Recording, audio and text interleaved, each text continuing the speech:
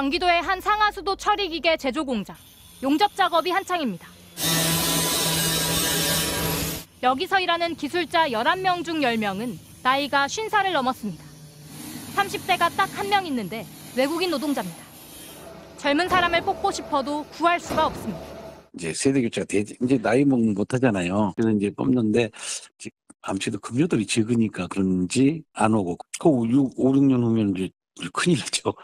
급속한 고령화 추세는 이미 산업 현장에서 현실이 됐습니다.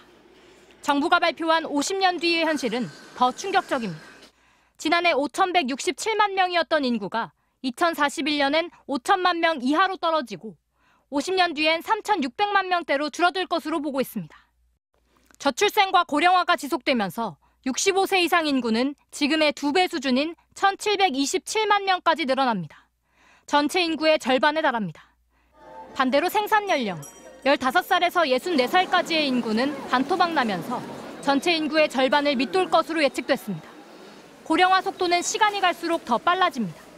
베이비붐 세대인 1955년에서 1963년생이 고령층으로 이동하는 2020년대에는 연평균 32만 명 감소하고 2030년대에는 연평균 50만 명 감소할 전망입니다.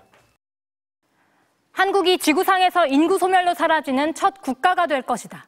영국 한 석학이 내놓은 섬뜩한 경고입니다. 미국 뉴욕타임스 칼럼 제목도 대한민국은 소멸하는가입니다. 50년 뒤의 현실은 우리나라 인구의 중위 연령을 보면 더 쉽게 이해할 수 있습니다. 전체 인구를 나이 순으로 줄 세웠을 때 정중앙이 되는 중위 연령. 지난해엔 44.9세였습니다. 하지만 2072년엔 63.4세에 이를 것으로 전망됐습니다. 대한민국 인구의 절반은 63.4세를 넘는다는 뜻입니다. 지금까지는 경제활동을 하는 100명이 노인 24명을 부양하면 됐지만 50년 뒤에는 100명이 104명을 부양해야 합니다. 태어나는 신생아 수는 2072년 한 해 16만 명으로 떨어져 지난해의 65%에 불과할 것으로 예상됐는데요. 이것도 합계 출산율이 내후년 0.65명으로 바닥을 찍고 천천히 반등해 2050년에는 1.08명을 회복한다는 기대치를 반영해야 가능한 숫자입니다. 당연히 국가 경제의 활력이 떨어지면서 2050년대에는 경제 성장률이 마이너스를 기록할 수 있다는 경고가 이미 나왔습니다.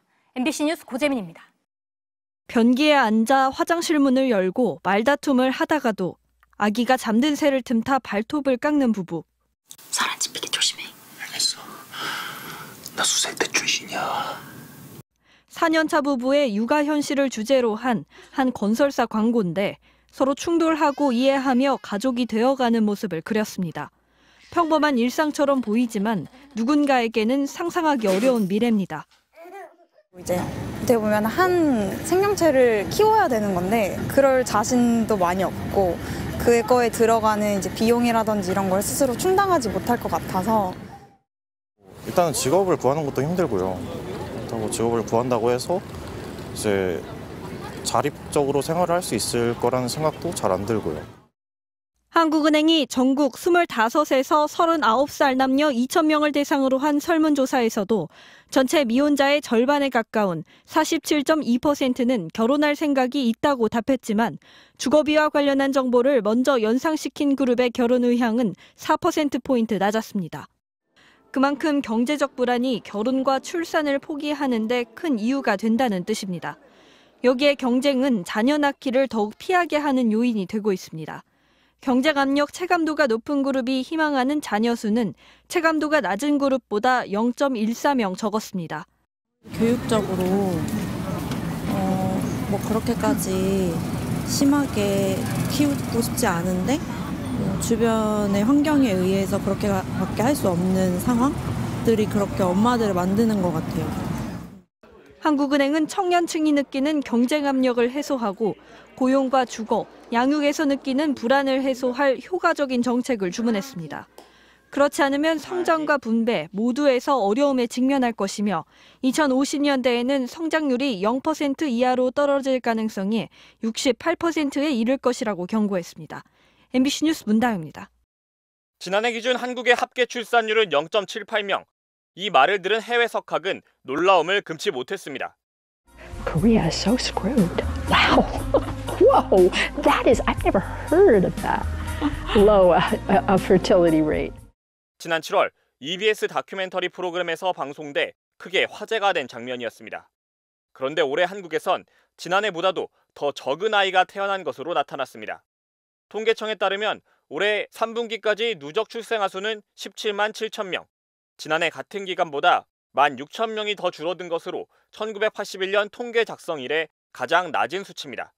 여성 한 명이 평생 낳을 것으로 예상되는 평균 출생아 수를 뜻하는 합계 출산율도 가장 낮아졌습니다. 올해 3분기까지 합계 출산율이 0.70명에 그친 겁니다. 최근 미국의 뉴욕타임스는 이를 두고 대한민국은 사라지고 있는가란 제목의 칼럼을 실었습니다. 그러면서 현재 한국의 인구 감소를 14세기 유럽에서 창궐한 흑사병에 빗댔습니다. 칼럼에 따르면 출산율 0.7이란 숫자가 지속될 경우 200명의 인구가 있을 때 두 세대가 지나면 25명 아래로 떨어집니다. 통계청은 내년을 기점으로 출산율이 반등할 것으로 기대한 바 있습니다. 하지만 출산율이 줄어드는 속도가 당국의 예측보다도 빠른 상태여서 기대처럼 반등의 계기를 마련할 수 있을지 불투명합니다.